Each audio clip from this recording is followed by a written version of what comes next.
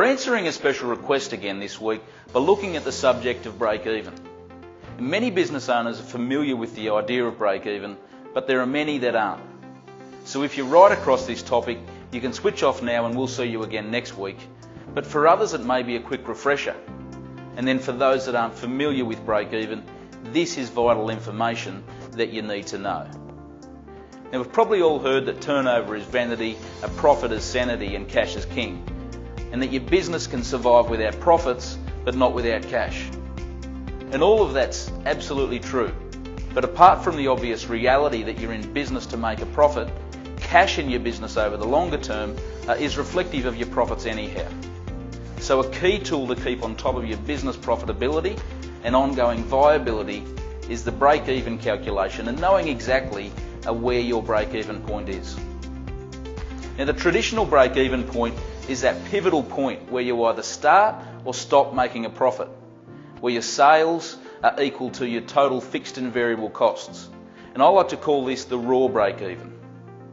And while this is useful to know, it doesn't actually give you the true picture because it doesn't allow for drawings or dividends and then the associated tax on those amounts. So if you're going to calculate your break-even point, here is how you do it. So you start with drawings or dividends. So no doubt you have owners or directors' wages in your overhead costs, but perhaps you need to draw down on funds in addition to these wages. Or maybe you need to allow for a certain amount of dividends to be paid out to shareholders. Either way, you need to account for these amounts as they come out after the net profit line. So let's say in this case $250,000 for drawings. Then you need to consider your debt obligations. So interest on borrowings is in your overhead costs, but principal or loan amortisation isn't. So maybe you want to allow for $100,000 of debt repayment. So you combine that with the drawings and you have $350,000 of after-tax requirements. That is, you need $350,000 of profits after allowing for tax in order to cover your drawings and your debt repayments. So you then need to allow for tax on these profits. Let's say tax at 30%, which is $150,000, giving a total requirement of $500,000 in net profit before tax. So while a raw break-even would be nil or no profit, a realistic break-even is $500,000. So you've sorted out your after-tax requirements and allowed for tax on that. The next step is to look at your costs, which is broken down into three areas. So you've got overhead costs, fixed direct costs, and then cost of goods sold. And all of these you should be able to get from your management accounts or financial statements, so long as you adjust for any changes that have been made since they were prepared. For instance, your most recent management accounts may show your overheads at 1.4 mil, but you need to allow for a new staff member that has just started. So let's say 1.5 mil in overhead costs. Then you have to account for fixed direct costs. These are all the costs above the line that aren't variable.